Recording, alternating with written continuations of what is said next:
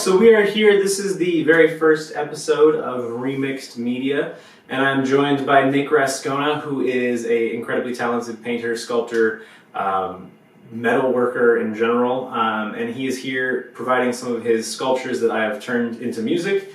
If you want to take a minute, Nick, and just kind of explain your artistic process and what's unique about what you do, that would be great. Cool. Yeah, so I mostly use painting and sculpture. The headspace that my work comes from is thinking about the nature of the planet and the nature of human, and where do we overlap, where do we conflict, and really figuring out like what's the best sustainable relationship we could have to the world around us visually and yeah, that's what I want. Yeah, perfect. He provided two sculptures today. The first sculpture is entitled Roommates, and you can see that. And the second sculpture is entitled Think Like a Local. And I made two musical compositions based off of each one, and I'm going to play them for Nick here, and he's going to kind of try and figure out which one pairs with which. All right, so this is going to be track 1. And it'll be compared to track 2. So try and figure out which one of these tracks goes with which sculpture. Okay.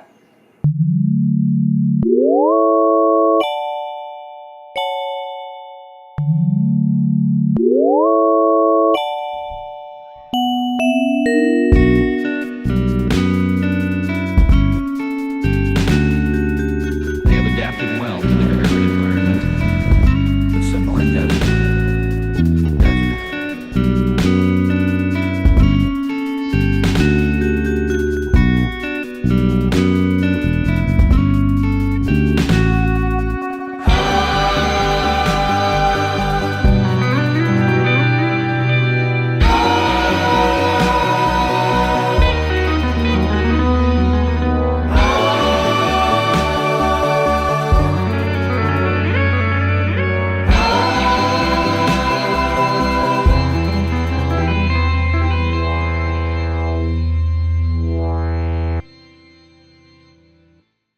That was dope. Okay. I bet I know what it is, but I'll let you play the other one first. Okay. Okay. Cool.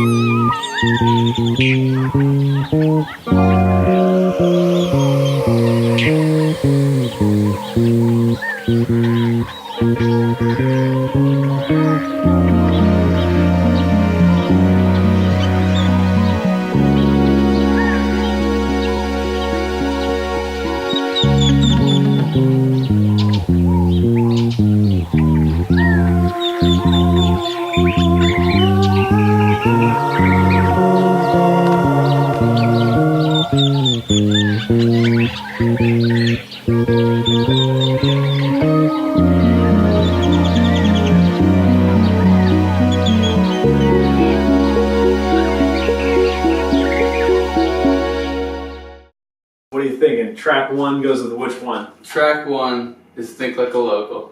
Okay. Track 2 is Roommates. Opposite. What? Yeah. No, man, you got it mixed up. No, yeah, so track 1 was the one I came up with using Roommates. Word. And track 2 was the one I came up with for Think Like a Local. Okay. Yeah, any other thoughts? Anything else you were thinking as you were listening? Yeah, so the reason I thought what I came up with was, first of all, second song has like this expansive quality and this kind of like, I mean, I think synth really hit it where it's like starts and just like grows. And so I was feeling that shape kind of, you know? Okay. But first one, when you had that voice clip of they've adapted well to their environment, I really was like, tortoises, man. Like, who's adapted better than tortoises? So I thought it had to be, but yes. But it's good because like in Roommates, there's a building nestled into nature, humans have adapted well too, so Yeah. can't argue that. Cool. Well, I was going with the cactus as adapted. Well, right. Okay, and we'll kind of go into the studio here in a second, and I'll play for you the video where I break down exactly what sort of elements I was thinking about when I came up with them. I'm going to start by breaking down the composition I made for this sculpture, which is called Roommates. And the very first thing I noticed about the sculpture was the way that it fans out. I was really drawn to the shape and the way it spreads like that. So in order to recreate that, or not necessarily recreate, but in order to create music that is inspired by that shape, I came up with this kind of portamento heavy synth that starts small and then really expands outward. And then I had these points too, which I was also kind of drawn to. They seem very, sharp and kind of stand out. And I represented that with a little like bell-like thing going on. So here you can kind of hear that sound.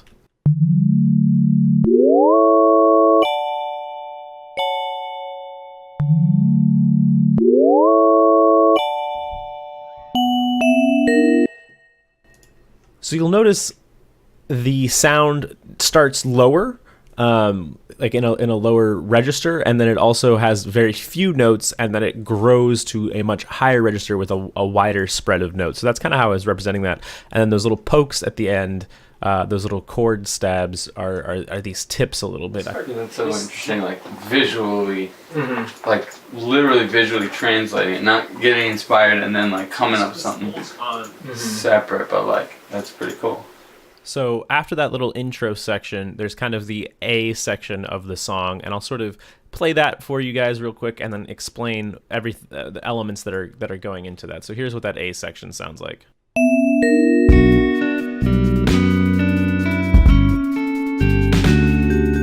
They have adapted well to their arid environment, the Sonoran Desert.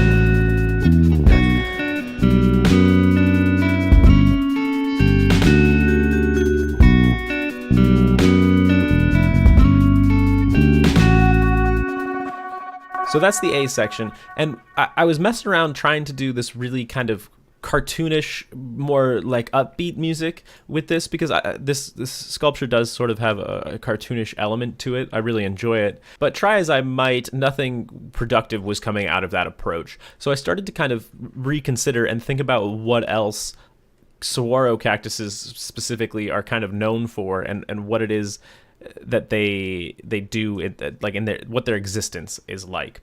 And so I was thinking about it, and obviously they live a lot longer than a lot of things in the desert. Some of saguaro cactuses can live 200, 300 years, while most other animal and plant life does not last nearly that long in such a harsh environment.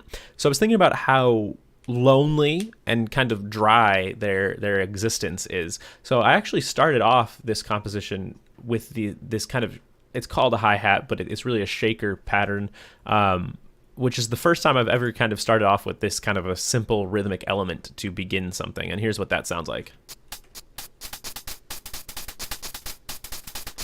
Which I thought that does a really good job of just capturing like a really like isolated kind of dry sound. That hi-hat thing can be like kind of like walking too. Yeah, it feels there's like a step-like quality to it. Yeah. So I didn't think about that. And then I was banging my head against the wall with a MIDI keyboard trying to figure something out on a synthesizer, but I couldn't find a melody that I really felt like fit. So I went back to my guitar, because that's just what I know a lot better, and it helped me come out with this really kind of lonely, dry sounding Western melody. So the hi-hat thing and then this guitar were the first kind of two elements of this section.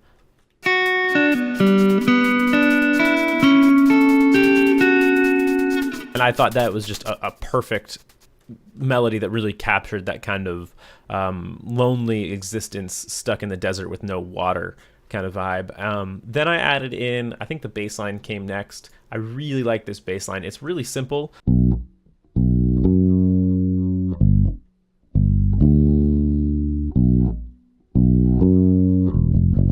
And I just love that walk up, ba-bo-ba-boom.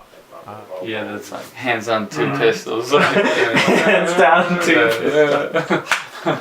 Then I also got this guy down here, which is just a sample of, I think, a PBS documentary where somebody is talking about the environment of a saguaro cactus. So he's kind of talking about the desert. They have adapted well to their arid environment, the Sonoran Desert. desert. And that was just fun because I've never really messed around with adding like spoken samples into my music, so I thought that was kind of a cool way to do that. So then that was like the A section of the composition. Then I wanted a B section, obviously, and again, experimenting with a lot of different ways. I needed some sort of change, some sort of transition. I didn't want it to continue on this kind of mopey vibe. So I got to thinking about what else cactuses experience, or saguaro cactuses or cacti experience, and I was thinking about like what it must feel like after it rains, and to come out of this kind of like really dry period into something a lot more blooming, nutritious, whatever you want to think of it as, whatever word you want to use.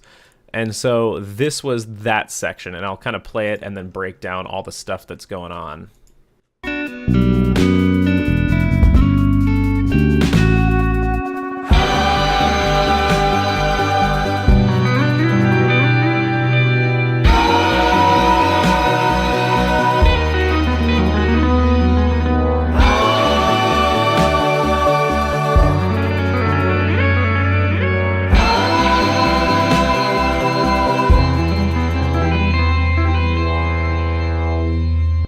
So I maintained the same kick snare and then still the dry hi-hat because I wanted some continuity there.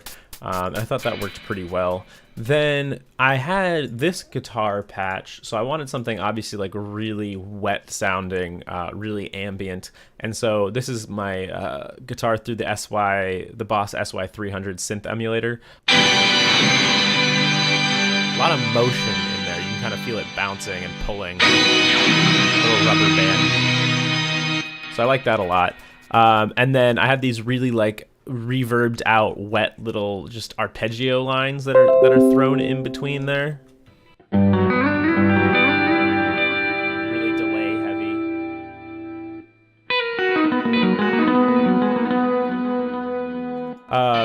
I really like the bass line. I thought the bass line had a very water droplet-y kind of quality to it.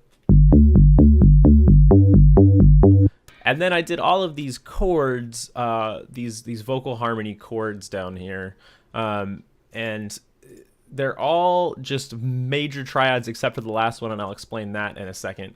But you can kind of hear just all of I wanted it very, very bright, so it's 4 different major triads, to kind of keep up that like really happy, uplifting, like hydrated feel.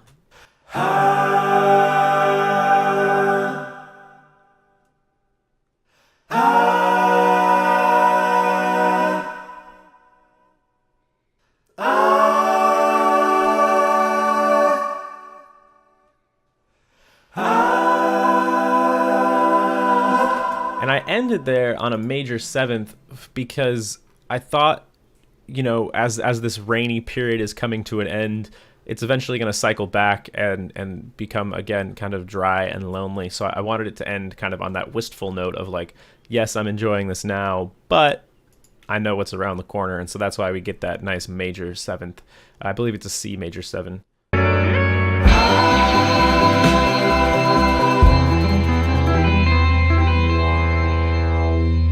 so it kind of ends on a more sort of bittersweet note. So this was the second sculpture I did of Nick's. This piece is entitled Think Like a Local.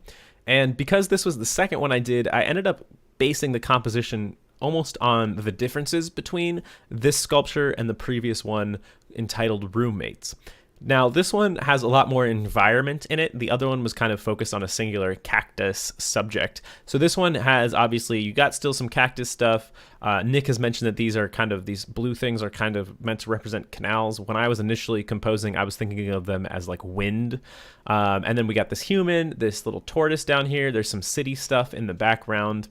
And so in order to start off this composition, I went and got a field recording of the Sonoran Desert on a spring morning with a ton of birds.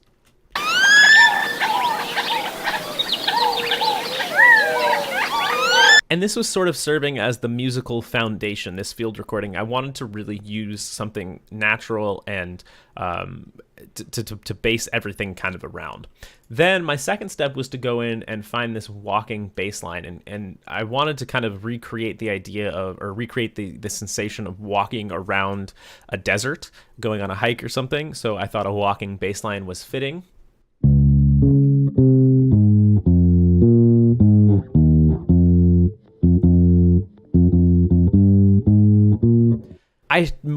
Initially I messed around with doing something a little bit jazzier, a little bit less diatonic, but it got too messy, especially with the background noise. Ironically, or maybe not ironic, but strangely enough, the key that ended up working best for this field recording was C sharp and F sharp. I'm messing around with C sharp Lydian and F sharp Lydian as it goes on, which I thought was kind of strange, just considering you don't think of those keys as being something that would lend itself to nature, but that's what ended up mixing well with the field recording. From there, my idea was to kind of go and add these little musical elements that are, reminiscent of animals. So I did this one, which I really am happy with. It's a guitar line that sounds a lot like a lizard. Just kind of capturing that spastic motion of when you see a lizard kind of on a hike and it's roaming around a rock there. Yeah, like I could totally feel that, like the tail swishing around. Then this next section is one of the sections I'm most excited about. Here is we have this very distinct bird call in the field recording. Can't quite hit that note, but that's the idea, is that very distinct note there. And I combined it with this synthesizer here to create this melody that's part synthesizer and part bird call. So that first note is the synth, and that second note is the bird. And the synthesizer ends that little melody there. And that's kind of like what I'm dealing with in the work too, because you're like taking nature, learning from it, innovating with it, and not against it. And it's like, how can we as humans learn from nature? And obviously we need to do something different to sustain billions of people, but how can we do it in line with nature, not against it? Yeah, that's really cool. I didn't even think about how it lined up with you. Yeah, I feel like you hit there with my work, like that alone probably hits my headspace closer than anything else, which is pretty cool. That is cool. And then I combined that with some chords just to give it a nice little background. And then I did a little call and response here. So we have...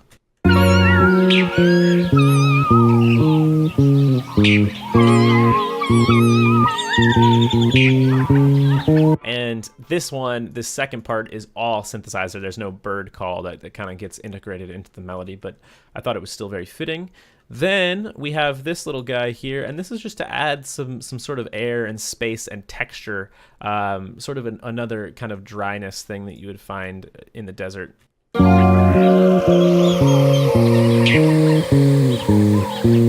of reminds me of a rain stick too, so it's got that sort of connotation there. From there, we end up at this section here, which leads into this kind of moment where I wanted to create the sensation of, and again, we're still kind of on the hike idea, the sensation of coming up to like a really nice scenic view. And so everything kind of slows down and the bass stops walking, because in my sort of allegory or metaphor or whatever, the person has stopped walking. And so we end up with this.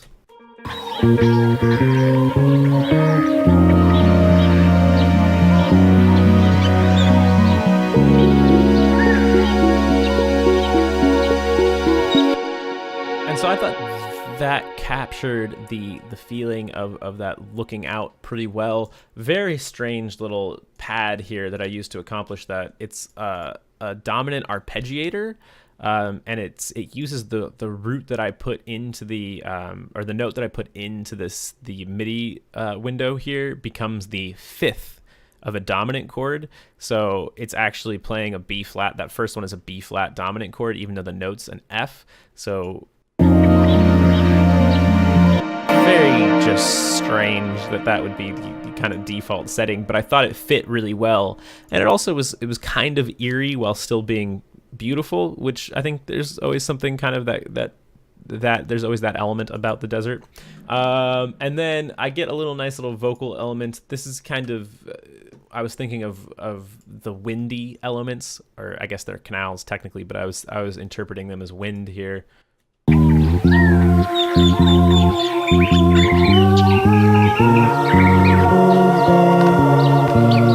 And so you have all of these harmonies going on, and I really like the ending here with the two notes that come in.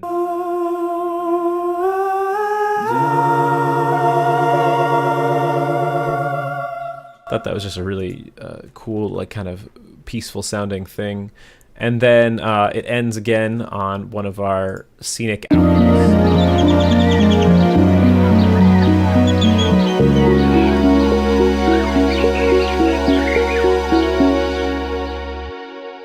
Thank you very much for joining us, Nick. I really appreciate it. For having me. All the links to Nick's, his website, the stuff that his art is listed on, his Instagram will all be in the description below. Cool. Is there anything else you would like to say? Anything else you would like to mention for you?